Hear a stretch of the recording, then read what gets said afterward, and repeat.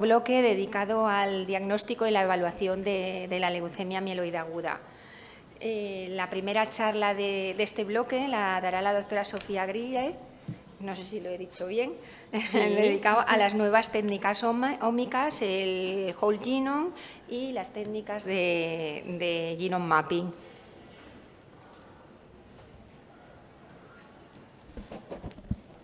Bueno, a ver cómo paso. Bueno, me dieron un tema muy difícil, así que bueno, voy a hacer lo que pueda para mostrarles después del almuerzo, a ver si pueden atenderme. Bueno, ¿qué son las técnicas ómicas? Primero definirlas. Bueno, ómico se refiere al estudio de los grandes conjuntos de moléculas biológicas. Puedo mirar ahí, sí, pero no sé si me da. Bueno, ¿y qué es lo que estudia? Bueno, la genómica, que es lo bien conocido por nosotros y que vamos a abordar. Luego la epigenómica, que estudia las modificaciones que se le hacen al DNA sin alterar su secuencia, modificaciones químicas como la metilación del ADN, la modificación de histonas. Luego está la transcriptómica, que estudia las proteínas, los RNA codificantes y no codificantes. La proteómica, que estudia las proteínas. Y la metabolómica, que estudia los metabolitos celulares. Y bueno, y todo este conjunto se le denomina técnicas multiómicas y claramente los trabajos que hay actualmente han mostrado mejorar el conocimiento biológico, la clasificación, la estratificación de riesgo y el camino hacia el desarrollo de fármacos y lo que es la medicina de precisión. Cuando nos referimos a genómica, todos conocemos muy bien y se ha tratado toda esta mañana cuáles son las ventajas del estudio genómico en el MA, permite una mejor clasificación y diagnóstico, estratifica el pronóstico, identifica targets terapéuticos y, por supuesto, lo que es la enfermedad mínima residual. Y todos conocemos cuáles son en la clínica diaria las alteraciones que buscamos. 50% de las LMA, dependiendo del trabajo que se estudie, tienen un cariotipo normal, pero más del 90% van a identificarse una mutación y en la mediana de mutaciones por pacientes es entre 2 y 3. ¿Cuáles son entonces los tipos de alteraciones genómicas que observamos en una LMA? Bueno, vemos lo que son las variaciones estructurales, ¿no? Como inversiones, translocaciones de lesiones, las alteraciones en el número de copia, las alteraciones de nucleótidos simples, las variantes de nucleótido simple y los indels. Y eso es lo que hay que ir a buscar. Ya muchos trabajos han mostrado el rol de las mutaciones en LMA, así que esto, y se ha discutido bastante esta mañana, lo paso bastante más rápido, pero bueno, esto es uno de los trabajos iniciales que dieron lugar a múltiples trabajos posteriores y a la clasificación actual que tenemos, y estudiando con secuenciación masiva las LMA podemos identificar mutaciones pronósticas que se correlacionan con las clasificaciones de riesgo, y que esta fue una de las primeras que propuso una clasificación genómica en LMA, en este caso en 11 grupos. Entonces, ¿cuáles son los diagnósticos para estudiar del punto de vista genómico que hoy se recomiendan en la rutina clínica de una leucemia aguda? Bueno, además de la morfología y la citometría, está la citogenética y el FISH, como para poder ver las alteraciones estructurales.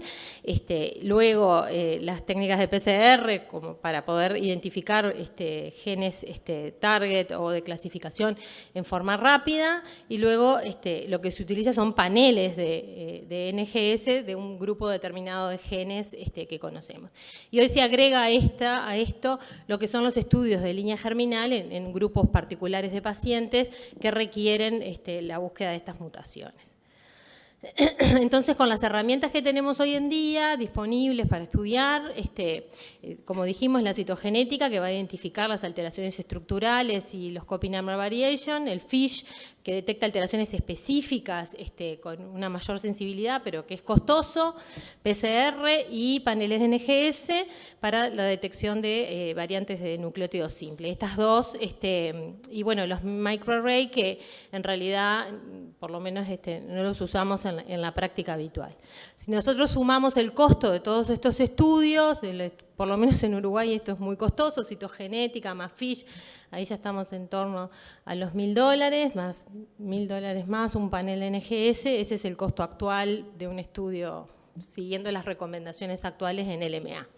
Esta es simplemente una experiencia que tenemos en Uruguay. Tenemos tuvimos un proyecto financiado para el estudio de NGS de todos los pacientes con LMA en Uruguay, lo que permitía a los pacientes acceder al diagnóstico molecular completo, y ahora lo volvimos a activar y estamos recibiendo pacientes con LMA para estudio de NGS. Pero simplemente lo que le quiero mostrar acá es, los pacientes, ven que tenemos pacientes añosos y jóvenes, se detectan mutaciones en el entorno del 90% o más. Y cuando miramos el cariotipo, todos los pacientes habían sido estudiados con cariotipo, solo tenemos cariotipo patológico en un porcentaje muy bajo, 26% para pacientes FIT y 35% para pacientes no FIT, inferior a lo reportado en la literatura. Pero este panel de NGS nos permite ver variaciones en el número de copias, y cuando lo miramos vemos que estas son superiores a lo que da el cariotipo, por lo cual estamos gastando dinero y estamos teniendo pocos resultados.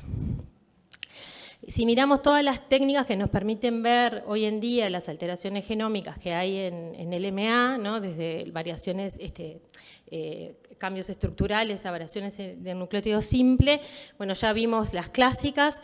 Hoy se agregan nuevas, como pueden ser el Optic Genome Mapping, el exoma y la secuenciación de genoma completo, y bueno, el RNA-seq también. Y entonces, entrando en lo que son algunas de las técnicas novedosas, tenemos esta técnica que es el Optical Genome Mapping. Es una técnica que permite sobre todo detectar alteraciones estructurales, se caracteriza por utilizar ADN de alto peso molecular que se marca fluorescentemente con tags y se alinea y se hace pasar por nanocanales en un array. Y luego se digitaliza esa imagen y permite ver alteraciones estructurales. ¿Qué permite? Tiene una capacidad de detección de alteraciones que van desde grandes alteraciones cromosómicas hasta 500 pares de bases. Eso permite, como vamos a ver en la siguiente, nos permite ver aneuploidías de lesiones, duplicaciones, traslocaciones, inversiones, y no puede resolver solamente las variantes de nucleótido simple. Entonces, los autores que intentan imponer esta tecnología refieren que haciendo Optic Genome Mapping más un panel dirigido de NGS estaríamos resolviendo con 2 estudios todas las alteraciones que se pueden ver en el LMA. Hay muchísimas publicaciones actualmente comparando el Optic Genome Mapping con el cariotipo y el FISH y validando esta tecnología tanto en el LMA como en otras patologías. Y este es un trabajo publicado en el 2023 donde se estudiaron 100 pacientes con el LMA, y comparando Optic Genome Mapping con cariotipo, y lo que se observa que tiene una 100% de concordancia, las alteraciones observadas por ambas técnicas, y que incluso en el 11% de los pacientes el Optic Genome Mapping logra ver otras alteraciones que pasaron desapercibidas por cariotipo. Y bueno, y luego viene las tecnologías de NGS, que nosotros las que más conocemos son la secuenciación de panel, o la que conocemos, no, las que usamos, ¿no? Y bueno, esta tecnología empezó, esto es posible gracias al primer genoma humano, que fue un proyecto que se inició en los años 90 por un proyecto colaborativo. El primer genoma humano demoró 13 años en secuenciarse, costó más de $3 millones, de 3.000 millones de dólares, y un poco mostrar que esto era impensable que se pudiera incorporar en la clínica hace unos años. Y luego, gracias al desarrollo de la NGS que se introduce con los equipos de Roche en el 2005, el costo ha ido descendiendo en forma muy importante, y por eso hoy la secuenciación masiva de genoma completo podría ser una realidad clínica. Digo podría porque en términos de costos. Entonces, ¿qué opciones tenemos cuando usamos NGS para estudiar el genoma en LMA? Están los paneles Target, que ya los conocemos, que es un grupo de genes y regiones hotspot que vamos a secuenciar y a identificar ahí alteraciones. Luego tenemos la secuenciación de exoma, que cada vez se utiliza más en la clínica, que lo que hace es secuenciar solo los exones, que corresponden a entre 20.000 y 25.000 genes. Y luego tenemos el genoma completo, que va a secuenciar todo el genoma con las regiones codificantes y no codificantes. Entonces, ¿qué ventajas tienen o cuál es el uso de los paneles dirigidos que se conoce más? Bueno, esto nos permite estudiar entre 10 y 500 genes, dependiendo el panel que nosotros hayamos diseñado. Lo que tiene de ventaja es que es preciso y tiene una alta profundidad de cobertura, con mayor a 500 por, lo que permite detectar variaciones de nucleótido simple e indels con una baja profundidad de cobertura. Con una baja representatividad dada la profundidad de cobertura. Luego tenemos el exoma, que se centra en codificar solo los exones, que corresponde, como dijimos, entre el 2 al 5% del genoma. La profundidad de cobertura que logra es menor, entre 50 y 100, y permite también detectar variaciones de nucleótido simple e indels. Pero con menor profundidad, con lo cual podemos perder algunas mutaciones que estén baja representado. Y hoy en día, y tiene dificultades técnicas en cuanto al análisis. Hoy en día se promueve el estudio del exoma clínico, que lo que hace es analizar un subconjunto de genes que tienen relevancia clínica, que en general están en torno a 5.000 genes, que son los que se conoce que tienen implicancias clínicas y pronósticas, y se puede hacer con una mayor profundidad de cobertura. Y por último, lo que me quiero referir es el genoma completo, que va a analizar todas las pares de bases que tiene el genoma, va a analizar tanto regiones codificantes como no codificantes y puede resolver todas las alteraciones que queremos ver en LMA. Variantes estructurales, indels, variaciones en el número de copia y también variaciones de nucleótido simple. ¿Cuál es el problema? Bueno, el costo, que es complejo el análisis, todavía no hay formas tan automatizadas para poder incluirlo, digamos, en la rutina clínica, y tiene menos profundidad de cobertura.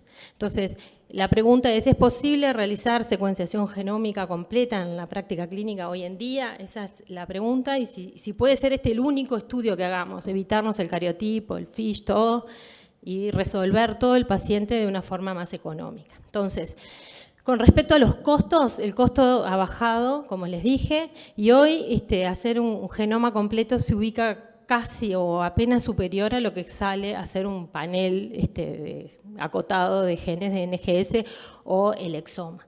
Ha bajado, ya está en forma de reactivos, digamos, de costo de la técnica inferior a los $1.000. La otra pregunta es si hay que correr siempre, que hacemos un genoma completo, el tejido normal y un tejido germinal de referencia para poder comparar las variantes. En investigación claramente sí, en la clínica ya hay varias experiencias de utilidad de tumor only, solo el tejido tumoral, y a través de filtros bioinformáticos se logra evaluar la secuencia del genoma. Podemos tener problemas, como se tiene también con los paneles, en la detección de algunas variantes de línea germinal. Esto hace que sea más rápido y más barato el estudio de los pacientes. Y bueno, ¿y cuál es la evidencia en estudios clínicos del uso de genomas completos en leucemia mieloblástica aguda? Esto es uno de los trabajos principales. Es un estudio multicéntrico que incluyó 263 pacientes con LMA, mielodisplasia y leucemia mielomonocítica crónica, donde se compara el uso de un genoma completo con cariotipo, FISH y paneles dirigidos. En este caso, el tipo de secuenciación de genoma completo que se utilizó es con 60 por de cobertura, que es una buena cobertura, y ese es el flujo de trabajo que se propone, como ven, bastante rápido, una secuenciación de genoma completo en 26 horas, y bueno, proponen un análisis en esta técnica que es ChromoSeq, un análisis automatizado y reporte en 3 horas, que la verdad que me parece medio mágico. 3 horas parece muy poco, pero bueno. Y lo que ven es que tiene una sensibilidad para detección de variantes estructurales y de alteraciones y de copy number variation de 100% y una sensibilidad para las variantes de nucleótido simple o indels, bueno, que está dependiendo qué frecuencia alélica de la variante se pone como cutoff, lo que varía. Si es 5%, detecta el 89%, y si se sube a 10%, detecta el 95%, que es un poco lo esperado con esta profundidad de cobertura. Y lo que tiene de bueno es que logra ver más alteraciones estructurales y variaciones en el número de copias que la citogenética convencional. Y acá mostrando un poco, según la clasificación de la European Leukemia Net, cómo lograban redefinir el riesgo de estos pacientes en un 15% de los pacientes y encontraban nuevos hallazgos pronósticos en un 25%. Este es otro trabajo en la misma línea que fue presentado en ASH el año pasado, con 135 pacientes, donde también hacen lo mismo con un panel con un genoma con un poco mayor de profundidad de cobertura, 80 por, y como ven tiene 100% de concordancia con las variaciones de copy number variation y casi 100 con variaciones estructurales, y dado que tiene mayor profundidad de cobertura logra ver mejor las variantes de nucleótido simple. Y bueno, el grupo que lo presenta propone que esto permite un diagnóstico integral con una sola técnica y que sería un potencial uso en el manejo clínico, sobre todo en entornos con recursos limitados, donde hacer todas las técnicas que se requieren para tener un diagnóstico integral es bastante costoso. Esto la voy a pasar por tiempo porque, bueno, y para terminar un poco hacia dónde va el conocimiento biológico de las LMA, hay otras formas ómicas de medir, el RNA-seq y el RNA-seq de células single cell, es algo que se está utilizando siempre en el contexto de investigación, que permite cuantificar y caracterizar el transcriptoma. Tiene múltiples usos, por un lado lo que es el estudio del perfil de expresión génica. Por supuesto que permite identificar mejor las fusiones con más detallado, y todos los trabajos que hay publicados demuestran que se detecta mayor número de fusiones cuando se utiliza esta tecnología. Permite estratificar o permitirá estratificar mejor el pronóstico de las leucemias, y en lo que es el single cell RNA-seq permite estudiar mucho mejor las subpoblaciones de la leucemia, identificar las células madres leucémicas, que sin duda va a mejorar el conocimiento. Luego tenemos datos también en LMA de proteómica y metabolómica, en general, todas destinadas a identificar biomarcadores pronósticos, los estudios de resistencia a quimioterapia y identificar subgrupos que se favorezcan de diferentes tratamientos, pero en general son estudios que son multiómicos, estudiando diferentes aspectos. Y entonces, un poco hacia dónde vamos, ya hay varios trabajos intentando mostrar que el estudio completo, por un lado la genómica, la epigenómica, la transcriptómica, la proteómica y la metabolómica en su conjunto van a poder permitir mejor identificar nuevos biomarcadores, clasificar mejor a los pacientes e identificar targets terapéuticos. El problema es que estamos ya en el entorno de Big Data y es muy difícil integrar todo este conocimiento. Pero bueno, tenemos la inteligencia artificial y el machine learning para ayudar en eso, y pareciera que por ahí podríamos mejorar el conocimiento biológico de esta patología. Bueno, era eso. Muchas gracias. Muchas gracias. Creo que vamos a hacer las preguntas todas al final para hacer, ¿no?, un debate. Bueno, entonces ahora Eva Barragán, la doctora Eva Barragán, que ya fue presentada, nos va a mostrar cómo se valida un laboratorio para la plataforma del LMA-PTEMA.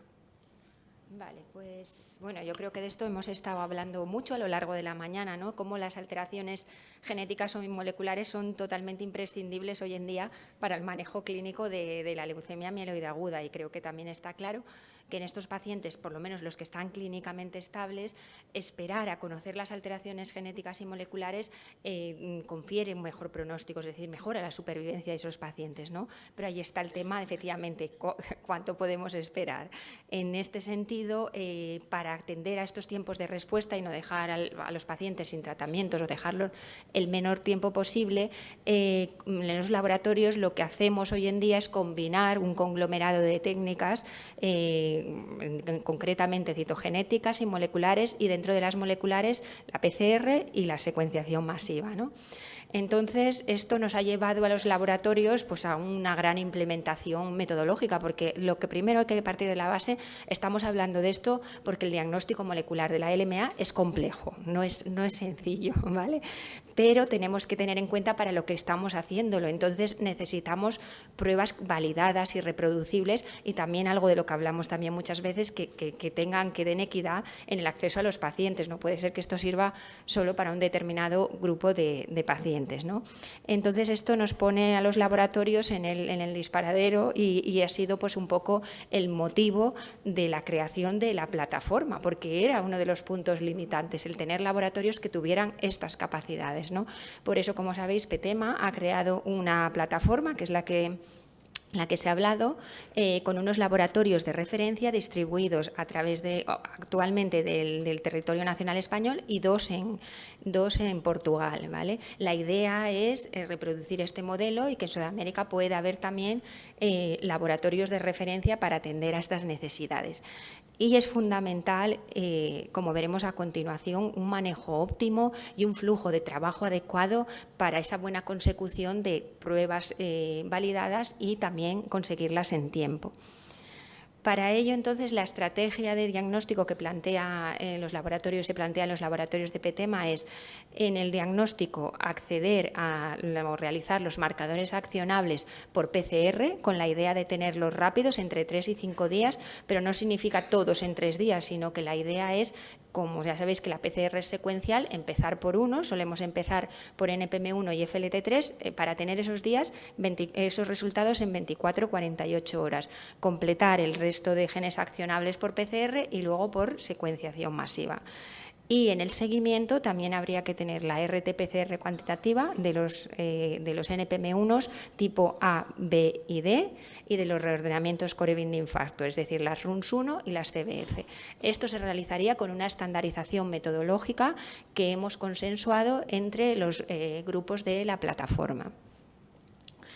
Pero para ello, para conseguir esto, es necesario también un equipamiento. O sea, tenemos que tener claro que el laboratorio de biología molecular, por lo menos a este nivel de lo que necesitamos, no se va a montar comprando un aparato y poniéndolo en una bancada. Se necesita una estructura fuerte de laboratorio de biología molecular, con un sistema de extracción de ADN y RNA, con un sitio para hacer individualizado PCR y un análisis por PCR, ¿vale? Y preferiblemente que tenga un biobanco. Hay que mantener lo que decimos, la separación de las áreas y el flujo de trabajo unidireccional, porque trabajamos con técnicas muy sensibles que son muy proclives a la contaminación. No nos vamos a contaminar nosotros, pero las muestras se contaminan entre ellos y los falsos positivos pueden abundar si no respetamos esto, con lo cual también hay que tenerlo en cuenta, que no se va a montar el laboratorio por comprar un aparato de NGS y colocarlo en una bancada. Y esto es importante. Una vez que tenemos esto y se empieza a trabajar con los protocolos estandarizados, que lógicamente están a disposición de cualquiera del grupo, el laboratorio, cuando empieza, si es una técnica que no ha realizado nunca, debería participar en un control de calidad externo. Lógicamente va a poner a punto la técnica con los controles internos, como es la buena práctica de laboratorio, pero necesita controlar esos resultados con un control de calidad externo que actualmente ya hay para prácticamente todas las pruebas que estamos realizando, hay controles de calidad externos. Yo, desde luego, conozco muchos más los europeos. Nosotros trabajamos el del UK-NECAS, pero me imagino que a nivel de América habrá, porque lo tiene que haber, porque esta es una máxima de todos los laboratorios, ¿vale?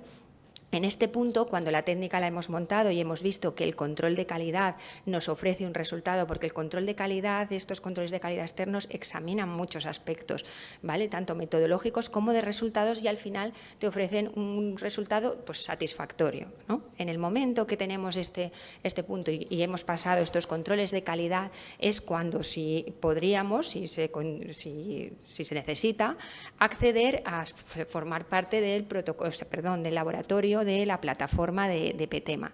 En el momento que va a entrar un laboratorio nuevo en la plataforma, pasa por un control de calidad externo de PTEMA, que el fundamento es el mismo que el de cualquier control de calidad, pero es un poco, digamos, más light, es decir, nosotros controlamos los aspectos que nos interesan, que es el laboratorio de resultados equivalentes a los que estamos dando nosotros, que se informen de la misma manera. También, si se detectan errores, se ejerce una formación continuada. Y, como os digo, es imprescindible para validar un nuevo laboratorio, ¿vale?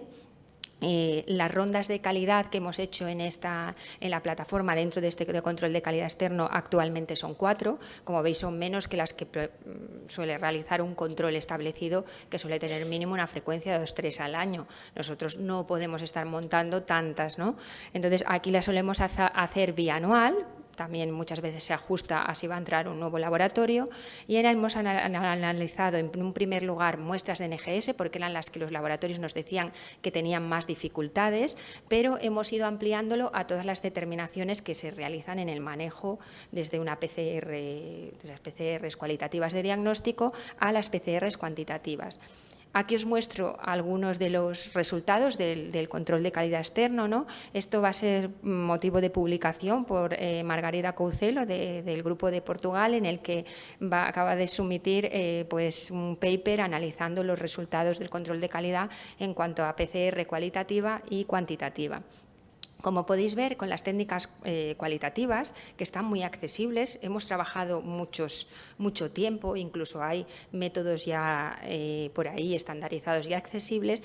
Podéis ver cómo para, por ejemplo, NPM1 y FLT3 ha habido una concordancia del 100%. Sin embargo, para las mutaciones de FLT3, TKD2, IDH1 y IDH2, las concordancias son del 95 y del 96, 98%. Es decir, ha habido... ¿Qué es lo que ha habido? Pues concretamente falsos positivos, sobre todo con la técnica de TKD, cuando se ha utilizado el PCR con enzima de restricción, ¿vale? También ha habido falsos negativos en las técnicas de IDH cuando se ha aplicado la secuenciación Sanger, ¿no? De aquí se han dictado una serie de recomendaciones que los laboratorios, ya sabéis, no se dicta un único método, pero sí que se recomienda utilizar unos u otros. La recomendación es al diagnóstico no utilizar Sanger por su baja sensibilidad, o concretamente la PCR seguida de enzimas de restricción, porque, como hemos visto, puede dar falsos positivos.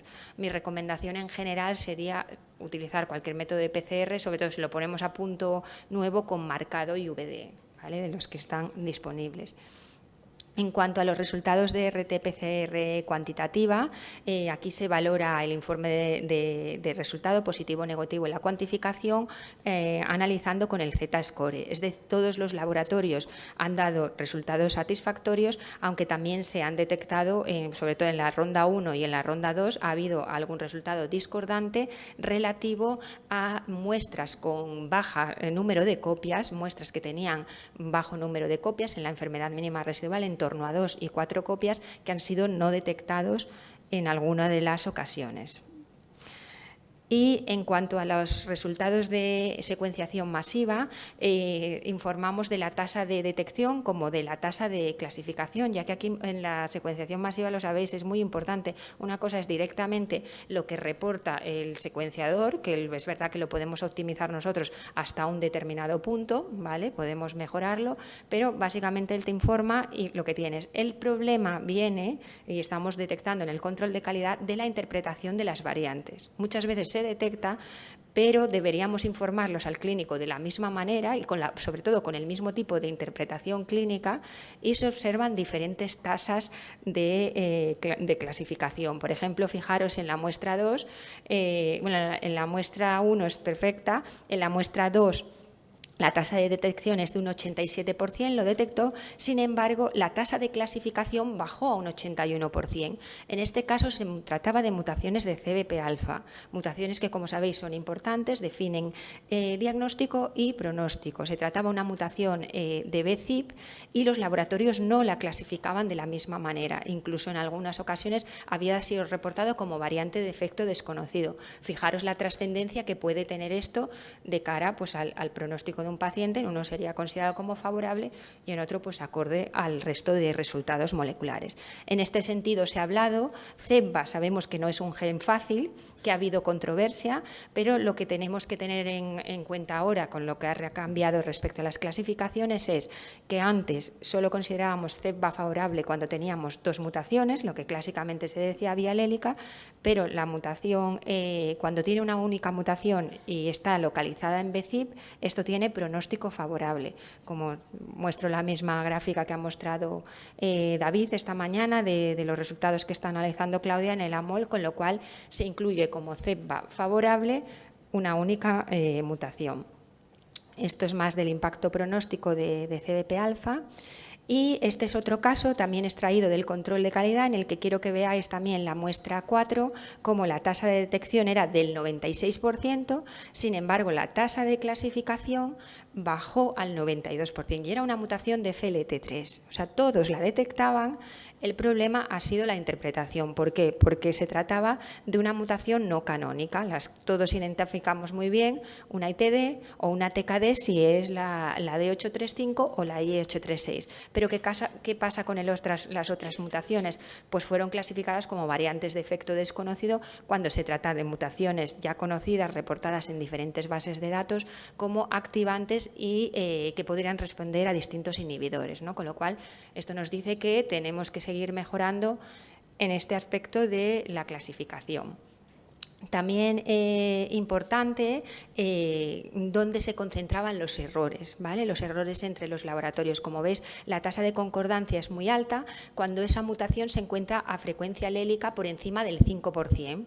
Sin embargo, fijaros en la gráfica de mi derecha, cómo efectivamente aquí en la tasa, cuando la frecuencia alélica se encuentra, es baja, es por debajo del 5%, podemos tener una tasa de error en torno al 40%. Lógicamente, la sensibilidad del método es del 1 al 2%, ¿no? Con lo cual aquí nos movemos en esa zona gris. Por eso la recomendación de PTEMA es para las variantes que están entre el 1 y el 5%, si son hotspots conocidos, se reportan, pero se dice que sería necesario confirmarlo en una nueva muestra, ¿no? Porque nos movemos en una zona bastante gris. Y ya por último, bueno, yo había aquí dado una diapositiva, pero no la han cogido, la había añadido luego un poco. Quería comentar por alusiones lo que se había dicho de las 2 clasificaciones que hemos analizado, ¿no? Del AMOL, de lo que ha presentado Pau y David para los pacientes FIT, es, digamos, la nueva clasificación que se basa, digamos, en la LN 2022 refinada, cambiando los grupos que nos salen como distintos. Y en el paciente ANFIT los quería mostrar, pero no se ve que no han cargado la presentación, cómo realmente en el paciente ANFIT la clasificación LN 2022, ni siquiera la AMOL refinada, funciona. Habría que utilizar la clasificación publicada recientemente, que es la LN 2024, que se basa exclusivamente en 4 genes, TP53, las mutaciones activantes de la vía de señalización, FLT3 y TD, NRAS y KRAS, y los favorables son los NPM1, los IDH1, los IDH2 que no tengan, y los DDX41 que no tengan esto. Y en nuestro refinamiento, que es lo que se va a publicar, ahí habría que añadir la citogenética adversa, es decir, por mucho que un paciente tenga eso, si tiene la citogenética adversa, sigue yendo mal. Y también nos ha salido, como comentaba Pau, las mutaciones de KRAS, y también es muy importante, como hemos cogido todo el subset de pacientes ANFIT, no solo en el que se había validado la LN 2024, que eran pacientes de ensayo clínico en los que se habían excluido las secundarias, hemos visto que las LMA secundarias, especialmente las secundarias a mielodisplasia, van mal todas, independientemente de que tengan el IDH o el IDH2. Es un factor que los engloba directamente en el adverso, que es lo que en teoría íbamos a publicar recientemente. Siento teneros que haberlo contado así sin diapositiva, pero no se ha cogido. Y la última parte es contaros un poco qué procesos hemos ido haciendo nosotros en esta validación, ¿no? Y para ello quería contar un poco cuáles son las diferencias que tiene un laboratorio para certificarse. Por un lado está la autorización. La autorización es lógicamente lo que tenemos todos, que es imprescindible, te la da pues la autoridad competente, tu consellería, tu gobierno, para trabajar y con muestras humanas y tal. Esto lo tenemos todos por defecto. A partir de ahí, ¿qué podemos tener para demostrar eso, nuestra competencia? Estaría la certificación, pero la certificación se rige por la norma 9001. La 9001 se utiliza para los laboratorios, para las empresas de coches y para todo lo que quieras hacer. Es simplemente un sistema de gestión de la calidad que dice, que demuestra que tú haces lo que dices que estás haciendo, pero nadie mira si lo estás haciendo bien o lo estás haciendo mal. Eso lo mira la acreditación y eso es la norma ISO 15189, ¿vale? También te lo acredita una entidad acreditadora, pero ahí es muy importante porque ahí se evalúa si el personal es competente, si los resultados son confiables y veraces, si tienes unos equipos calibrados y tienes un sistema de la calidad. Lógicamente yo creo que trabajando en lo que trabajamos tenemos que ir hacia la acreditación. Lo que ocurre es que la acreditación cuesta también de conseguir, pero todo esto que estamos haciendo dentro de la plataforma nos lleva sin querer a la acreditación, ¿no? De hecho, esta ha sido nuestra transición. Empezamos con los estudios moleculares en oncohematología en el año 1996 y funcionamos así con nuestra autorización durante mucho tiempo. Sí que hemos tenido siempre la inquietud de tener un control de calidad. Hemos participado en controles de calidad externos, de hecho hemos creado alguno cuando no lo había, en el seno de la sociedad y luego nos hemos basado en los internacionales, UK NECAS. Pero llega en el momento en el que ocurre esto, es que esto es para el día a día, para los pacientes y también tienes que participar en un ensayo clínico. Entonces necesitas la acreditación. En el año 2018 nos acreditamos por primera vez con esas 4 pruebas que veis, FLT3-ITD, NPM1, BCR-ABL y PMLR-alfa, ¿vale? Pasamos con esta acreditación así hasta el año 2022 en el que ampliamos el panel mieloide de secuenciación masiva, lo pasamos a la acreditación. Y lo que hemos hecho en este año 2024, porque la acreditación te obliga a acreditar prueba a prueba, hasta que ha aparecido una acreditación con alcance flexible, que es lo que tenemos actualmente. El alcance flexible, si tú demuestras competencia en alguna técnica, te permite pequeñas modificaciones, seguir trabajando bajo el amparo de la acreditación. ¿Vale? Esto es lo que nos ha permitido, sobre esa secuenciación masiva que teníamos, que dábamos en 20 días, hemos dicho que queríamos hacerla con unas modificaciones en 4 o 5 días, hemos seguido manteniendo la acreditación porque tenemos el alcance flexible y los resultados que informamos actualmente de NGS están acreditados, con lo cual se mide la competencia técnica y tienes el plus de que puedes participar en los ensayos clínicos, ¿no? Y hemos evaluado un poco el impacto de haber implementado la acreditación en el laboratorio. Esto ha sido seleccionado como una de las mejores comunicaciones orales dentro del grupo del control de calidad de la SHH, que lo presentará la doctora Marta Job, ¿no? Porque no hay mucha acreditación en leucemia mieloide aguda, ¿no? Y nosotros la tenemos desde el 2018 y por resumiros un poco, ¿no? El impacto más fuerte que hemos visto es por un lado la actividad, se ha registrado un incremento progresivo en el número de estudios moleculares acreditados, hemos pasado, como os decía, de hacer 577 en el 2018 a 2.200, ¿no? En el 2024, pero lo mejor es que también nos haya ayudado a mejorar los tiempos de respuesta. Estos son análisis directos ya y podéis ver cómo hemos pasado de dar en el NPM1 y el FLT3 en 4,8 días a 1,6 días de media. Así es como se informa los NPM1 y el informe rápido de NGS también se ha convertido en una realidad y lo damos en 5,6 días y bajo el amparo de la acreditación. Y nada, esta es mi charla, debatiremos al final de la ponencia.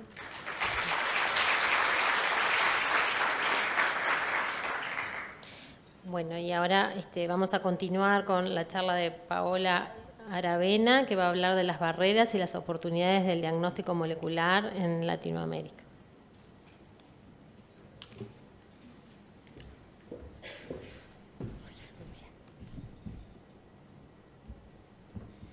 Buenas tardes, quisiera agradecer la invitación a este tema que en realidad fue bastante desafiante para mí, y después de escucharla a ustedes como que la vara es bastante alta.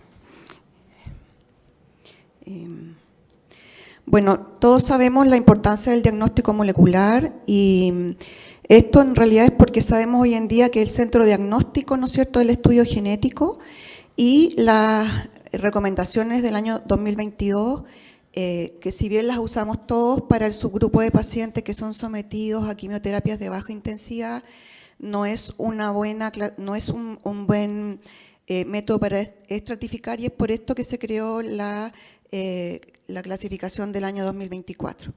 Este estudio molecular nos ayuda a la selección de terapias dirigidas, es fundamental para decidir las terapias tanto en consolidación o a qué pacientes vamos a llevar a trasplante, y también en el monitoreo de la enfermedad residual.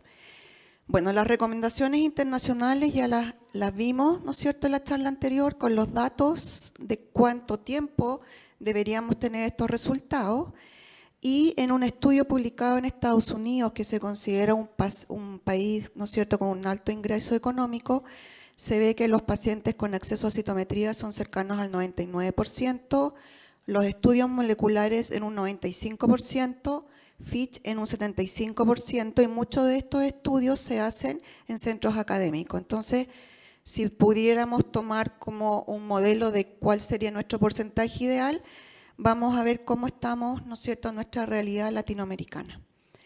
Bueno, en realidad, conseguir datos fue un poco más difícil, porque estamos, yo creo que recién mostrando nuestros datos. Como todos sabemos, y por lo que estamos reunidos acá, ¿no es cierto?, nos hemos juntado porque de a poco hemos ido mejorando nuestros registros, nuestra calidad de registro, y cada uno de los que estamos acá en el fondo somos parte de esta luz que ha hecho que nuestro conocimiento desde la nada, ¿no es cierto?, ahora tengamos mucho más certeza de lo que está pasando en cada uno de nuestros países. ¿Qué tenemos en común los países de Latinoamérica? Somos considerados países subdesarrollados con ingresos bajos y medios. La edad de presentación es mucho menor, en general antecede 10 años antes que lo descrito en los otros países, donde hay promedio de presentación que va entre los 47 y los 52 años. Hay una desigualdad en el acceso a salud, que fue un poco lo que hemos escuchado en las charlas anteriores. Hay un menor acceso a los estudios diagnósticos, pero sí tenemos patrones moleculares únicos, donde la incidencia de leucemias promielocíticas puede ser cercana al 25% en algunos registros que han presentado los grupos de México, Venezuela, y también hay una mayor incidencia de leucemias 821 que es cercana al 20%. México, por ejemplo, dentro de sus estudios moleculares tiene una incidencia de FL3 que es del 20%, en nuestro grupo chileno es cercana al 15%, pero sí tienen una mayor incidencia de CEFPA. Los presupuestos en general son mucho mayores para los tumores sólidos, y las leucemias siempre, al menos para nosotros, somos como los parientes pobres de la oncología. Y el acceso es limitado a las nuevas terapias, que también lo vimos, ¿no es cierto?, en las charlas anteriores. Quiero agradecer a través de la Sociedad Chilena de Hematología, que un poco para poder hacer esta charla, hizo una pequeña encuesta a algunos presidentes de sociedades, donde me contestaron 7 países, y aquí vemos que, por ejemplo, el 78% en el fondo es una mezcla entre estatal y privado, que es un poco lo que nos tenemos en común casi todos, y lo otro sería el 21% entre estatal y las aseguradoras de salud. El acceso a trasplante también es bajo, sin embargo Brasil, que tiene una mayor cantidad de casuística, es cercano al 38%, en Colombia es menos del 5%, y en el grupo de GRELAM es un 9%, con una clara brecha en lo que es sistema público y privado. Y también, ¿no es cierto?, como hemos visto en los trabajos, nuestras sobrevidas son mucho menores que los descritos en los pacientes en los países desarrollados, donde en promedio nuestras tasas de sobrevida son menores de 1 año. Ahora, ¿cuáles son los retos que tenemos en Latinoamérica para un poco mejorar nuestros diagnósticos y con ello, ¿no es cierto?, perfilar mejor a nuestros pacientes? En relación al estudio morfológico, sabemos que el mielograma es mandatorio, pero en realidad no todo el mundo hace el mielograma al momento del diagnóstico y a veces hay diferencias, ¿no es cierto? Y a veces hay retraso en el diagnóstico y a veces incluso hay errores diagnósticos. En cuanto a la citometría de flujo, probablemente esto ha cambiado porque hoy en día al menos todos los países latinoamericanos tienen laboratorios de citometría, pero hoy en día la recomendación es 8 colores, algunos todavía están en 4 y 6 colores, y probablemente el desafío más importante, ¿no es cierto?, es el estudio de enfermedades residuales, leucemias mieloides, que por ahora no hay mucha estandarización. En relación al estudio citogenético, todavía sigue siendo para nosotros de alto costo. Hay limitación en la infraestructura y la falta de cariograma claramente nos produce una falta de la estratificación de riesgo. Y sabemos también que si un cariograma se demora más de 2 días, en el fondo empezar a cultivarse, tenemos mayor probabilidad de que ese cariograma no nos muestre mitosis. Y bueno, y donde estamos al debe, ¿no es cierto?, es en el estudio molecular, que es de acceso limitado, es un equipamiento de alto costo, de a poquito, ¿no es cierto?, estamos logrando disminuir esa brecha. Incluso hay algunos estudios que sugieren tal vez que podríamos hacer el TP53, la nucleofosmina y el IDH por inmunohistoquímica en aquellos lugares que no tenemos acceso a la biología molecular. Ahora, ¿cómo es el panorama en Latinoamérica en cuanto al diagnóstico? Dentro de los países que han reportado sus trabajos, vemos que en general México tiene cercano al 70% de las leucemias estudiadas por cariograma y esto baja un poquito más en Chile y en un grupo cooperativo entre Panamá, Colombia y Perú era menor al 50%. Todavía en promedio el acceso al estudio citogenético es bajo, cuando es una técnica que debería ser mandatoria. Esto dificulta la elección de un tratamiento adecuado y hay algunos lugares que todavía solo dependen del cariotipo para poder clasificar a nuestros pacientes. Las brechas en relación al estudio de nucleofosmina FLT3, aquí claramente estamos al debe, pero aquí es súper importante que en estos trabajos que se presentan son estudios que son en promedio antes del 2015 y probablemente si uno hace estudios más actualizados, este porcentaje va a disminuir. Por ejemplo, en México, la falta de estudios de FLT3 y nucleofosmina eran cercanos al 90%, pero en este estudio básicamente eran pacientes mucho mayores. En Brasil y en Chile, la mitad de los pacientes pueden tener estudios moleculares y esto mejora, y esto digamos es como la mejor incidencia que encontré del rendimiento que tenemos. Sabemos entonces que el estudio molecular en Latinoamérica es un bajo acceso y las brechas son el acceso limitado, el costo, tenemos serios problemas con el tiempo en que están los resultados y hay una variabilidad entre los diferentes países. ¿Qué sucede con el grupo chileno de leucemias mieloides?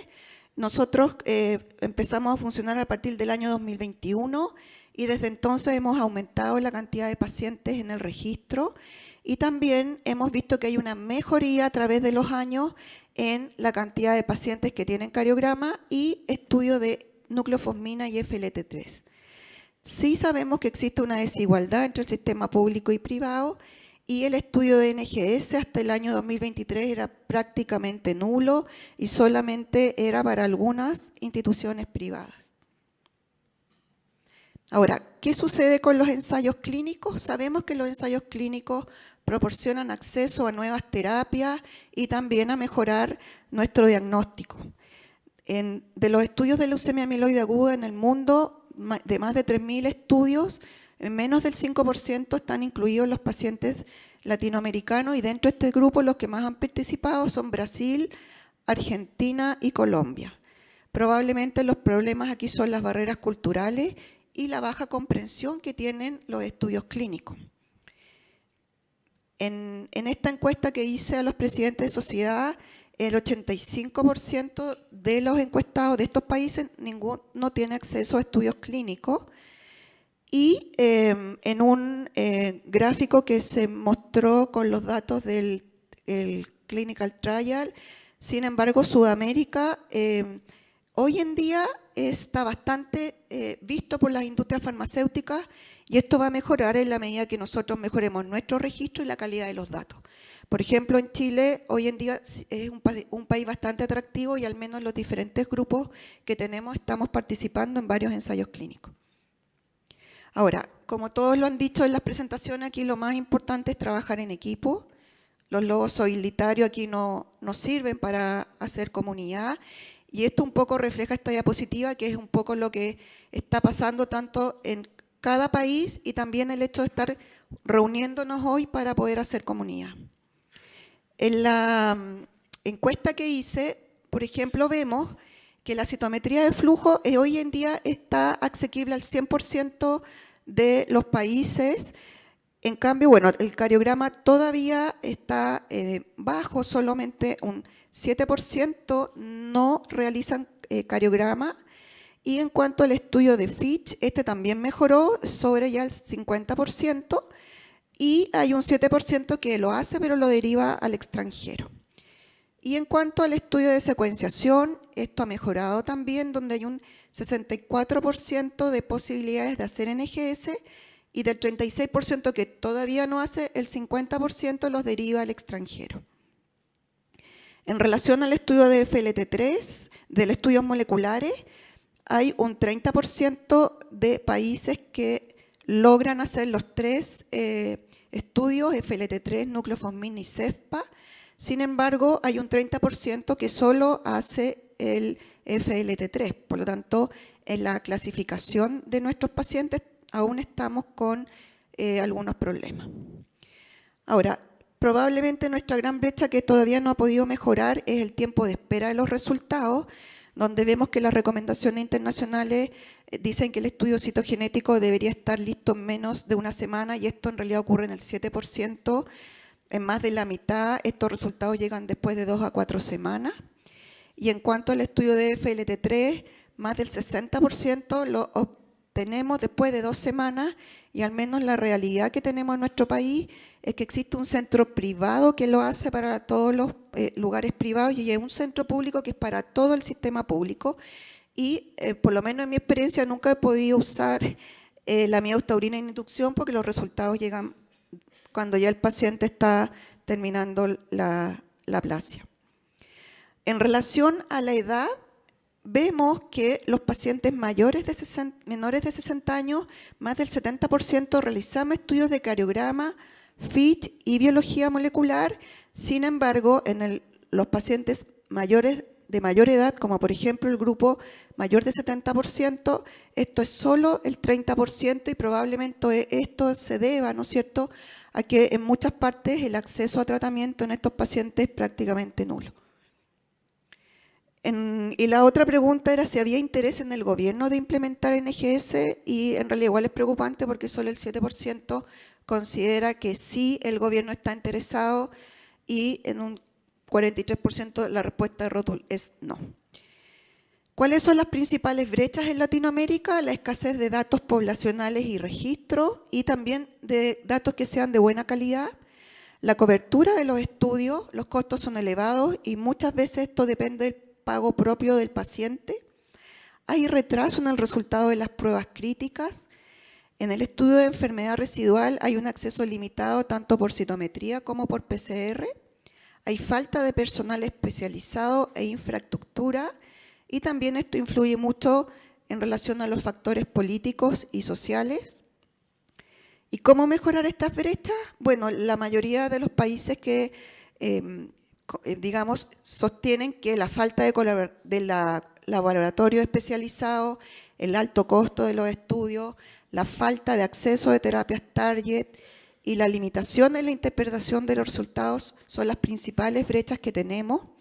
Y para poder mejorarlas, ¿no es cierto?, primero es importante trabajar en común, generar redes, mejorar los registros nacionales y también implementar registros multicéntricos para poder generar evidencia local, porque obviamente nuestro origen étnico también es muy diferente y pudiéramos tener a lo mejor otro tipo de mutaciones que podrían ser de interés para nosotros y tal vez para la industria.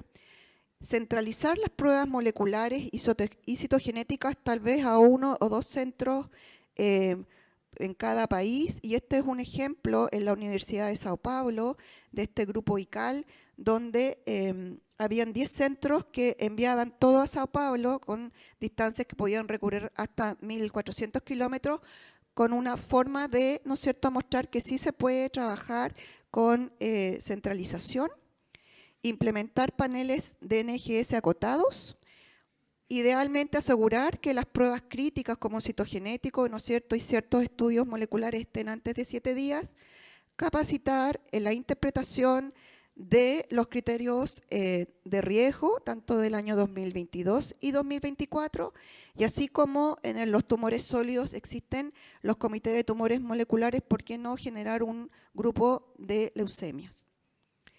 Bueno, las conclusiones son que la brecha en leucemia mieloide aguda en Latinoamérica es diagnóstica y terapéutica. Lo que tenemos como común es la falta de acceso y las oportunidades son limitadas. La supervivencia en los trabajos de mundo real son muy por debajo de los países de altos ingresos. La medicina de precisión es la clave para cerrar estas brechas y se requieren políticas públicas, inversión, infraestructura y colaboración regional. Y generar y usar datos es clave para mejorar las políticas y los resultados clínicos. Muchas gracias.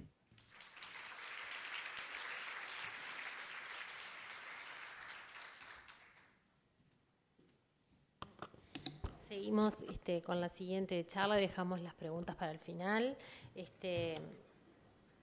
La siguiente charla va a ser novedades en la clasificación y estratificación, que lo va a dar la doctora Yadit Karina López García, de la Facultad de Medicina y el Hospital Universitario Dr. José Eleuterio González de Monterrey, México.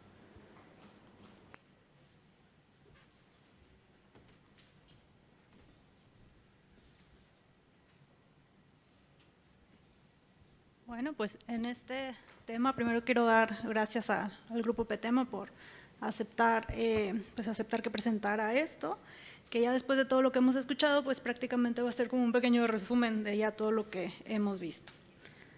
Bueno, pues para empezar una pequeña introducción, yo vengo de México, estoy en México, que como vemos, pues México es un país muy grande, tiene aproximadamente 130 millones de habitantes, y como ya vimos en la primera charla que nos proporcionó la doctora Nidia, pues es muy difícil crear algún consenso, estar todos por igual. Y más específicamente estoy en Monterrey, que es el área señalada en rojo.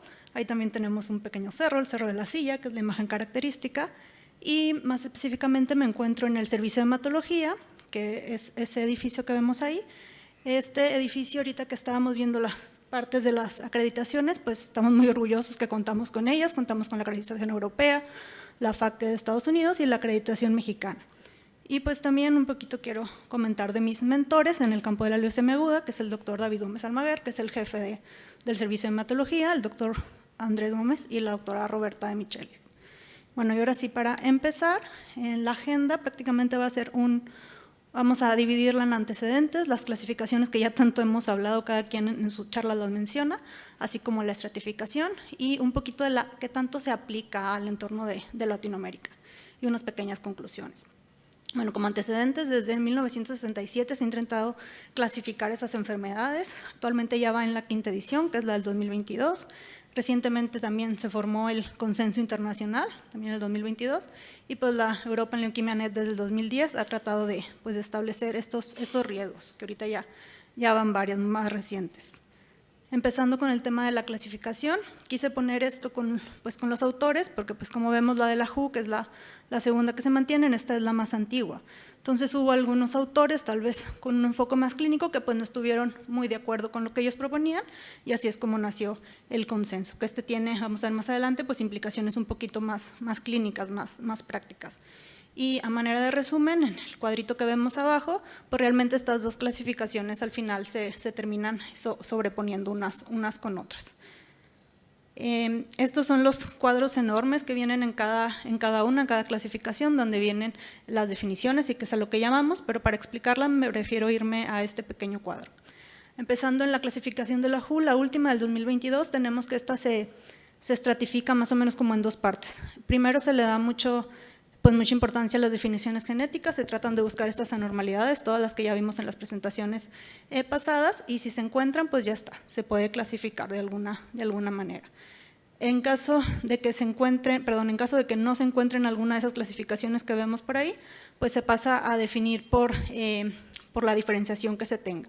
Es importante mencionar que si por la WHO encontramos esas mutaciones, no importa el número de blastos, con lo que tenga ya entra en clasificación, exceptuando el BCR-ABL y el CEPA, que también pues ya lo vimos un poquito. En esas tienen que tener más de 20%. Si no se encuentran esas mutaciones, en la diferenciación, ahí sí tiene que cumplir el criterio de más de 20% de blastos. Y como una entidad separada, tenemos pues a las neoplasias mieloides secundarias, que estas pueden ser secundarias a quimioterapia o de asociación de predisposición germinal. En cambio, en el consenso, para clasificarlo es una manera más jerárquica, te va diciendo paso por paso, no solo como en los dos pasos previos. Aquí tenemos que el corte de blastos, si te encuentras alguna alteración genética, va a ser de un 10%, exceptuando el BCR-ABL, que también ahí te pide más de un 20%, y aquí, como ya vimos también en las pláticas pasadas, cuando es la mutación CEPA, tiene que ser en la región, pues en la BCIP. Si no te encuentras esas alteraciones, te preguntamos si tiene el TP53, si tiene el TP53 más o menos en un ratio alérgico más de 10%, pues también ya está clasificada. Que alguna diferencia es que en la WHO no lo menciona, no le interesara el TP53, que sabemos que pues tiene muchas implicaciones pronósticas para nuestros pacientes.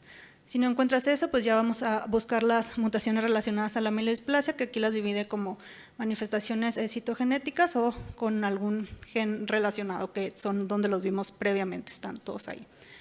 En esta la diferencia que tiene es que en la ICC, en las mutaciones relacionadas a mielodisplasia, tiene también el RUNX1, cosa que no se presenta en la de la WHO. Y si no encontramos ya ninguna de estas alteraciones y sigue siendo leucemia, pues nos pasamos a una leucemia pues no clasificada, siempre y cuando especifica que pues tienes que buscarla, no la puedes poner ahí si es que no las buscaste previamente. Y en este consenso, más que una tercera clasificación como lo tenemos en la WHO, te manda características que los califican esa leucemia que ya previamente definiste, ya sea relacionada a terapia, si tuvo antecedente de un síndrome mieloesplásico, aquí es un calificador, siendo que por la WHO no, ya te lo da como una definición de relacionado a mielodisplasia. Y también en esto es a partir de 10% de blastos, que ya sabemos que si tiene menos de 20, se va a agregar el mielodisplasia leucemia. Y a manera de resumen, pues son esas las diferencias.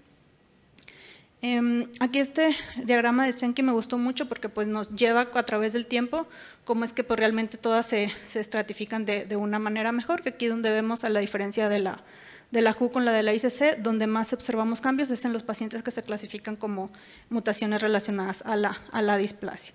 Y pues también ya como resumen, las clasificaciones son principalmente genéticas, moleculares, y como decía, en la ICC se le da más impacto al valor clínico, ya que estos nos van a servir para blancos terapéuticos, que van a tener un valor pronóstico, y también en un futuro pues para revisar la MRD. Antes de entrar de lleno a la estratificación, pues sabemos que el tratamiento que le vayamos a dar es por el riesgo que se tenga de recaída y por qué tan fitness es este paciente. Que aquí en nuestras certificaciones quise agregar la de la Europa Leukemia Net de este año, la 2025, que si bien no nos dice de manera clara, pues sí es el parteaguas para saber qué clasificación utilizar después. Aquí lo que más me llamó la atención pues es que pues son los mismos autores prácticamente de la ICC, y también algo que hacen énfasis es si es fit, pero bueno, fit para qué, o no es fit, pero para qué. Y ahí te van dependiendo al tratamiento que se le pueda dar. Por ejemplo, un paciente puede ser fit para quimioterapia, pero a lo mejor no fit para un trasplante, o a lo mejor al inicio el paciente no era fit, pero le diste tratamiento y ya se vuelve fit. Otras cosas también que nos dice esta guía, que no nos deja muy claro, lo deja muy abierto, es cómo evalúas qué tan fit es ese paciente. te da las recomendaciones que pueden ser por valoración geriátrica, que como ya vimos muy al inicio nos comentaban los doctores, y también se agrupan ya sean las actividades básicas diarias, que si el paciente se mueve, que si tiene algo más de riesgo, y pues ya todo esto para poder definir si el paciente va a ser candidato a tratamiento intensivo o no intensivo.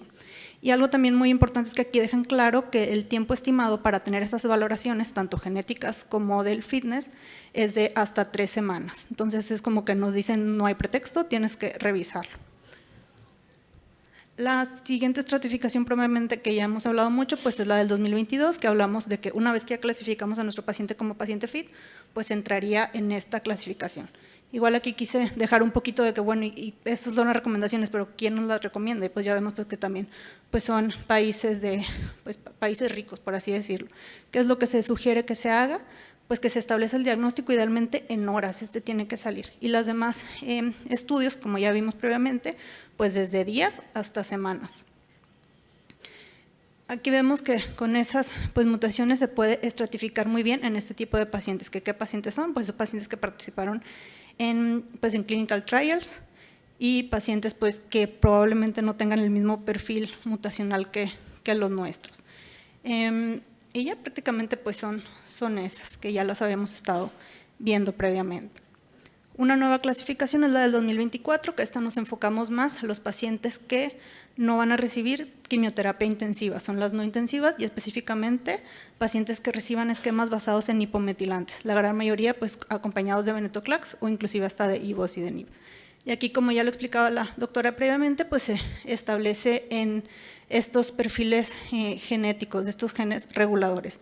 Si se tienen esas mutaciones y lo clasificas como favorable, pues realmente es un paciente que le va a ir muy bien, va a tener una supervivencia en teoría de hasta mayor de 2 años. Y en los pacientes que clasificas como de muy pobre riesgo, pues van a tener supervivencias muy bajas, donde vemos que pues se han clasificado bien, se han validado también en otras poblaciones del mundo real y siguen teniendo buena estratificación. Es importante que aquí ellos escogieron estos datos porque vieron que en las poblaciones de estos estudios pues no tenían tantas alteraciones citogenéticas, por lo que pues no pudieron establecer esa estratificación, nada más con estos paneles. Bueno, respecto a la aplicabilidad de estas estratificaciones, quería hacer énfasis en estudios latinoamericanos, pero pues me encontré del PTEMA que se presentó en esta EJA, donde la sugerencia de este estudio es donde vieron casi 2,000 pacientes y vieron que realmente los pacientes que se caracterizaban por la European Leukemia Net del 2022, los que tenían riesgo alto, pues se podían inclusive hasta diferenciar en 2 tipos de grupos, siempre y cuando se encontraran estas mutaciones. Pacientes que tenían cariotipo complejo o el TP53, donde vieron que pues realmente la diferencia era abismal, de 17 meses a casi 8 meses. Por lo que pues ellos hacen esta propuesta de hacer un grupo de muy alto riesgo. Al igual hicieron un trabajo muy parecido en Canadá, donde ellos también se fijaron que estas clasificaciones a lo mejor en sus pacientes en el riesgo favorable e intermedio no eran tan buenas, pero en riesgo adverso se dieron cuenta que también parecería que hay unos pacientes que les va peor que peor, por lo que ellos también pues proponen establecer 2 grupos, pero ellos más que fijarse en otras alteraciones solamente se basan en el TP53, muy similar al estudio del PTEMA que vimos previamente. Y pues otra cosa muy importante es que, bueno, lo biológico es muy importante, pero pues los determinantes sociales de la salud juegan también un papel muy importante. Que aquí vemos, por ejemplo, en un país rico que fue en Estados Unidos, hizo este estudio y vieron, bueno, se presentó en la ASH a manera de póster, vieron que si los pacientes se clasificaban como un riesgo intermedio, pero tenían pobres determinantes sociales, llámese pobre educación, bajos ingresos, realmente a los pacientes les iba mal, inclusive hasta como de alto riesgo. Pero que los determinantes sociales no tenían impacto si el paciente tenía buen pronóstico. O sea, ¿qué quiere decir? Si el paciente tenía biológicamente un buen pronóstico, le iba a ir bien. Si tenía biológicamente un muy mal pronóstico, le iba a ir muy mal, independientemente de sus factores, pero donde se podía hacer cambio eran los de riesgo intermedio, que ahí era donde clasificaban, que pues esto lo quise para hacer énfasis que pues no solo lo genético es importante y que hasta en lugares ricos también pasa. Y pues bueno, esto prácticamente también es una especie de resumen de lo que vimos en la plática previa. Lo quise poner qué tan aplicables son pues en nuestros países, que aquí a manera de resumen pues es que tanto en México, en Perú, en Colombia se encuentra que se estudia muy poco, es muy son muy pocos los datos que tenemos de nuestra población. Aquí, pues como lo vimos en México, hasta un 70% tienen cariotipo, pero estudios moleculares menos de un 20%. Situaciones similares en Perú, Colombia y Panamá, donde casi el 70% de los pacientes no se pueden estratificar correctamente porque pues no tienen estos estudios. En Brasil lo mismo, hasta un 40% no se podían hacer los estudios moleculares, a la par en Colombia, que fue más o menos el estudio que vimos hace poquito, y en Chile también, que un 56% no se podían tener. Y pues bueno, ¿qué se tiene en común o por qué no se pueden hacer? Pues por los costos y el acceso. Estos son datos, por ejemplo, pues del lugar en donde me encuentro. Tenemos acceso, existen, se pueden hacer, pero pues ¿quién los paga? Y si tienes, por ejemplo, un recurso finito, ¿en qué lo inviertes? ¿En estratificar al paciente o en darle tratamiento? Pues claro que lo vas a invertir en darle tratamiento. Esto sería más o menos pues todo lo que te pide la Europa Leuquimia Net, y si lo quisieras hacer así tal cual, pues te gastarías más o menos como $5,000. Nosotros en nuestro centro, que ya vimos que tiene suficientes acreditaciones, pues se puede hacer la citometría, cariotipo y hasta un panel de translocaciones que hicimos que sale relativamente pronto. Pero si quieres hacer NGS, ese pues se tendría que mandar por Quest a Estados Unidos y tarda en llegarte el resultado igual cuando ya terminaste la inducción. Y bueno, ¿qué pasa si tuviéramos acceso? Por ejemplo, algo también que me llamó mucho la atención de las pláticas previas es que cuando se ha estudiado a los pacientes, pues vemos que pues el perfil genético es diferente.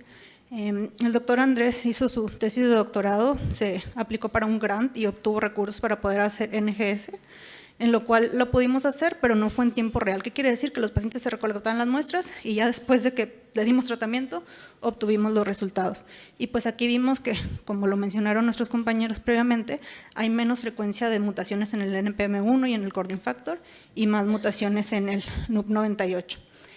¿Para qué nos sirvió hacer este NGS? Pues para poder clasificar a los pacientes. Hasta un 40% con el puro cariotipo no se habían podido clasificar. Pero ya cuando vimos los resultados, pues vimos que pues no importaba la NGS. Cuando lo quisimos estratificar por la Europa en Leuquimia Net, realmente no importaba si era riesgo favorable, intermedio o adverso. A los pacientes les iba mal por igual. Lo que sí se vio que mejoraba era el estado funcional, que también ya lo vimos previamente. Pacientes que tenían estado funcional de 0 y 1 les iba a ir bien. Y pues lamentablemente si el paciente no tenía acceso a atenderse en un lugar privado, que ahí donde vemos que a lo mejor aunque reciba el mismo tratamiento, pues la calidad de atención, a veces el tratamiento de soporte es esencial y eso es lo que marca la diferencia en el pronóstico.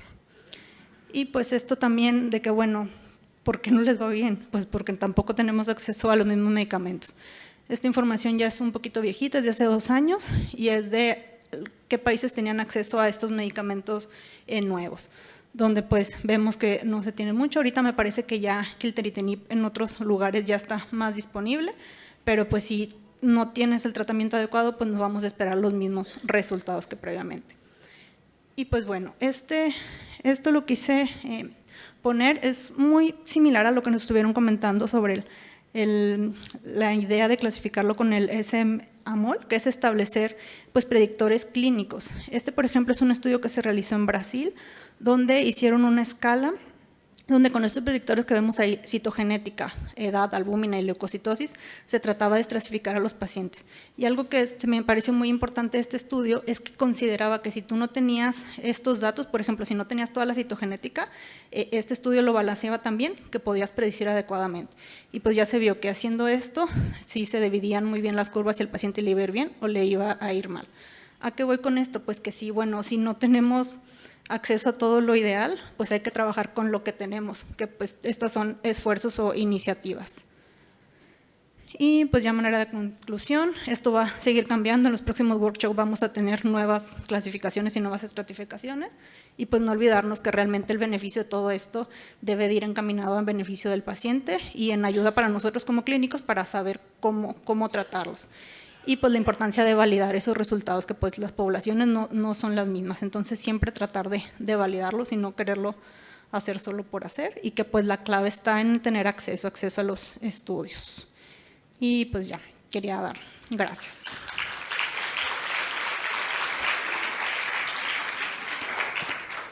Muchas gracias, acompáñanos en las preguntas y el debate, yo creo que tenemos como unos 10 minutos, ¿no? Vamos a ver. ¿Hay alguna pregunta en la sala? Sí.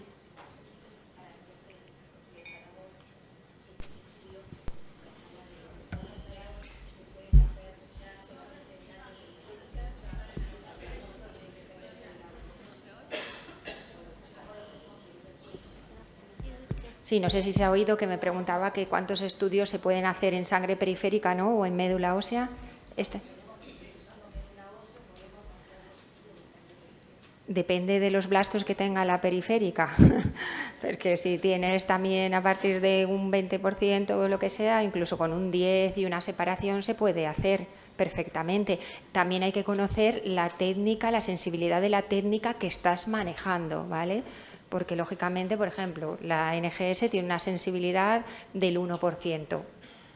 Si tengo un 5% de blastos en esa periférica, como no esté todo ahí prácticamente, pero si solo voy a tener la periférica o se va a demorar mucho la médula, puedo hacer una separación mediante un FICOL, mediante una centrifugación y concentrar esos blastos y hacerlo ahí.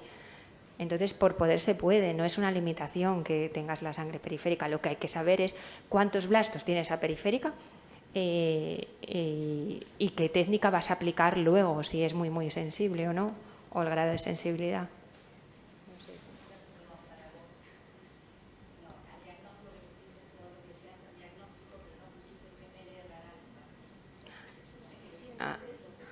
No, eso lo arrastro de otros de descartar. No lo hacemos dirigido.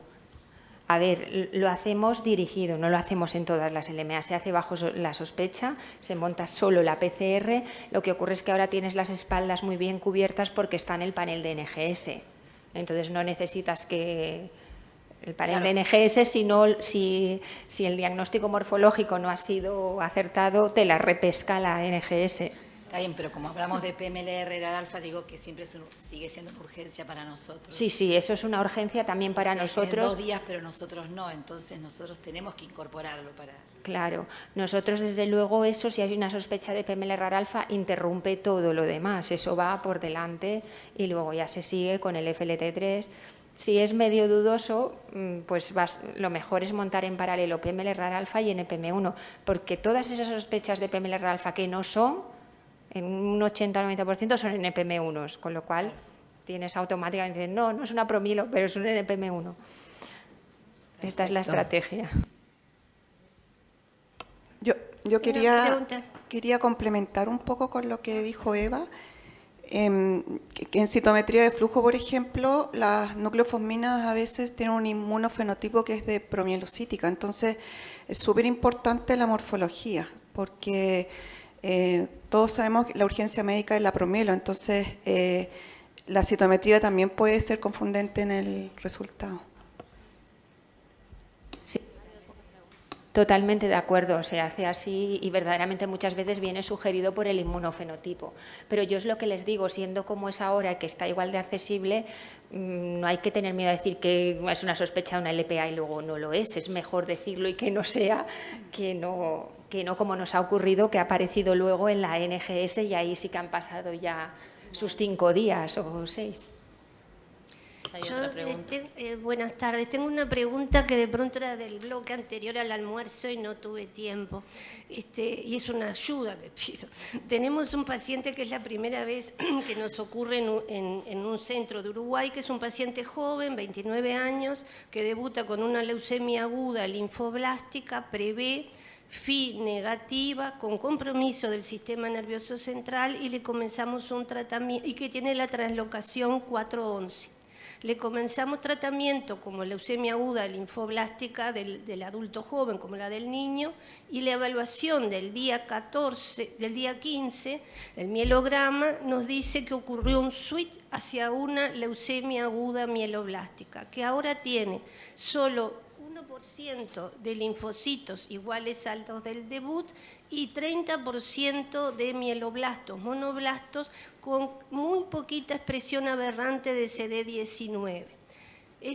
La pregunta son, ¿le hago otra vez un citogenético a esa población blástica a ver si sigue manteniendo la translocación 411?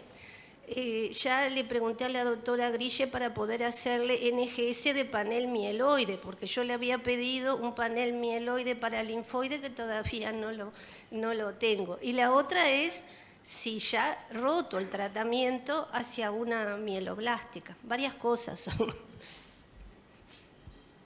Muy complicado. Voy a contestar la primera parte, la del tratamiento, ¿no? A ver, yo sí que le haría, a ver, sobre todo si tiene la 411 ahora, ¿no? Si la sigue teniendo. ¿Eso lo habéis hecho? No, porque fue ahora. Fue la semana pasada. Yo sí que lo seguiría, yo sí que lo haría. Además, es que tienes incluso por RT-PCR, no hace falta hacer la NGS y todo. Y desde luego si complementas con la NGS también. Luego lo del tratamiento, no sé. Pau, ¿tú qué opinas? Tú no harías nada. Sí, yo no haría nada porque la NGS no, porque después no la vamos a poder interpretar, pero vamos a encontrar cosas que no vamos a saber qué hacer. Yo creo que no es un switch, que es la misma enfermedad desde el principio. Pues que podemos hipotetizar que tenía una clona muy pequeñita mieloide, que es una bifenotípica, T411, pega perfectamente y sigue siendo la misma enfermedad. Creo que el concepto de switch, digamos, que hay gente que le gusta mucho, a mí no tanto, pero sí que puede ser aplicable, digamos, en una evolución larga, en una recaída o en que realmente sea una enfermedad diferente, pero en 15 días no creo que sea una enfermedad diferente. Igual podía haber sido una bifenotípica o mixta o bilineal desde el principio y no se ha visto, pero ahora se está viendo. Entonces, bueno, pues habría que cambiar de terapéutica y confirmarlo del KMT2A. Bueno. Es que la revisamos el debut y no era una bifenotípica porque tenía todo el panel de Euroflow hecho y no sí, tenía pero ningún puede marcador. Que tengas una clona de 0,5% sobre la población C34, no lo sé. Pero no creo que se produzca un switch en 15 días. No, en mi opinión. Está. Sí. Para Sofía, respecto de la secuenciación de genoma completo, entiendo que quedarían fuera las... Acá, a tu otro lado. Gracias. Sobre la secuenciación de genoma, entiendo que quedarían fuera todas las translocaciones, ¿no? Eso sí quedaría... No, se ve todo. Se ven las translocaciones en el genoma.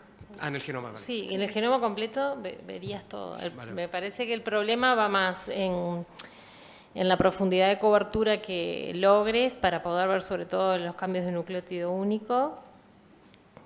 Y bueno, y acá, porque yo no tengo experiencia, capaz que Eva tiene, creo que en la interpretación, el análisis, porque te encontrás con 1 millón de variantes que tenés que interpretar y luego darle un sentido clínico a eso. Los trabajos que hay muestran automatización, informe rápido, etcétera, pero bueno, me gustaría verlo en acción. Totalmente de acuerdo. Sí que se ven las translocaciones a nivel de DNA, es como si vieras como una citogenética gigante o como lo del OGM. El problema es lo que dice Sofía, la interpretación. Nosotros sí que hemos dado el paso y yo creo que el siguiente que está preparado para la clínica, porque ya es fácil de interpretar sin el bioinformático, es decir, lo externalizamos pero lo interpretamos nosotros, es el RNA-seq. El RNA-seq, es decir, a lo mejor dentro de nada, en vez de, por ejemplo, para KMT2A, que siempre nos vamos a quedar un poco justos con las fusiones conocidas, un RNA-seq global de todo, yo creo que ya está en el punto por precio, eso, no son más de 200 € y una interpretación sencilla y nosotros lo estamos haciendo cuando no encontramos la fusión. Pero el whole genome todavía no me atrevo, necesitaría un bioinformático interpretándolo. Hola, acá. Hola, bueno, la presentación es muy interesante. Muchas gracias a todas las que presentaron. Nosotros somos de la Universidad de Concepción, somos un laboratorio universitario, estamos recién implementando un laboratorio de NGS en conjunto con la doctora Romero, que nos tiene muy entusiastas y además nos aprieta mucho todos los días. Tengo dos preguntas, tengo muchas preguntas, pero tengo 2 preguntas. En relación a los requisitos de PETEMA, del laboratorio de referencia, no vi lo relacionado con justamente la parte bioinformática, que nosotros ahora, bueno, hemos hecho justamente RNA-seq de leucemia y exoma de leucemia, pero nuestro cuello de botella siempre es la parte bioinformática, y no sé si ahí, en lo del laboratorio de referencia también, hay como una guía en cuanto a lo que debemos seguir para el análisis bioinformático que puede, dependiendo del algoritmo, puede ser muy distinto el resultado que uno obtenga. Esa es una pregunta. Y la segunda pregunta tiene que ver con, dado que nuestra población en general en Latinoamérica es muy distinta al gen de referencia que nosotros usamos para hacer el análisis, y se habló justamente de esta muestra pareada normal de pacientes. Yo he escuchado que, por ejemplo, en leucemia puede ser esta uña, ¿cierto?, para sacar muestra normal, pero eso se piensa hacer, o esperamos nada más que de repente llegue este genoma de referencia más latinoamericano y evitar eso, no sé. Muchas gracias. A ver, respecto a la primera pregunta, efectivamente, no hay una, o sea, el análisis bioinformático se supone que lo tiene que hacer cada usuario con el aparato que tenga. Lo único que hemos puesto en PTEMA son unas condiciones técnicas mínimas, o sea, de profundidad de lectura, de sensibilidad. La sensibilidad analítica tiene que ser el 1% y con una uniformidad del 85%. A partir de ahí, luego los algoritmos que utilice cada uno no hemos puesto ningún requisito más. Y respecto a lo otro, lo que dices es como súper interesante. Efectivamente, todos trabajamos con el HG19 y lo que hay publicado, pero estaría muy bien hacerlo, pero necesitaríamos efectivamente de alguien con ese entendimiento bioinformático, por ejemplo vosotros, si estaríais interesados estaría muy bien. De momento nosotros no tenemos capacidad para hacer eso, tenemos que vivir lo que tú dices a expensas de lo que está publicado en las bases de datos públicas. No sé qué opinan.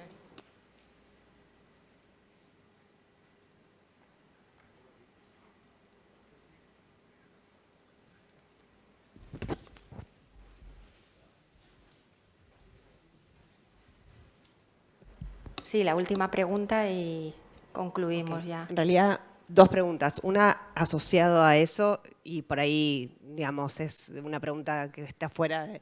A ver, el hecho de usar cualquier algoritmo no hace que la, digamos, interpretación y ese gap que tienen cuando evaluaron o testearon la clasificación sea distinta.